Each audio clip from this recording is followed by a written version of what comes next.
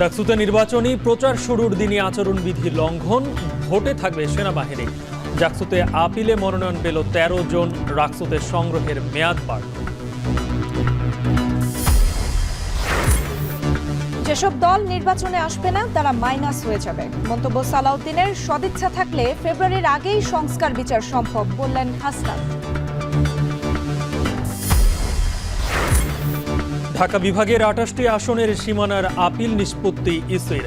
আসন বাড়ায় খুশি গাজীপুরের প্রতিনিধিরা, কমায় ক্ষোভ মানিকগঞ্জ মুন্সিগঞ্জবাসী। ৩ দাবিতে শাহবাগে বুয়েট শিক্ষার্থীদের ব্লকেট কর্মসূচি, যান চলাচল বন্ধ। বরিশাল কুয়াকাটা মহাসড়ক অবরোধ বরিশাল বিশ্ববিদ্যালয়ের শিক্ষার্থীদের। এবং পুলিশের সাথে গোলাগুলির ঘটনায় মুন্সিগঞ্জে ডাকাতের আস্তানায় যৌথ বাহিনীর অভিযান। ৫ আগস্টে জেল পালানো ৭০০ কয়েদি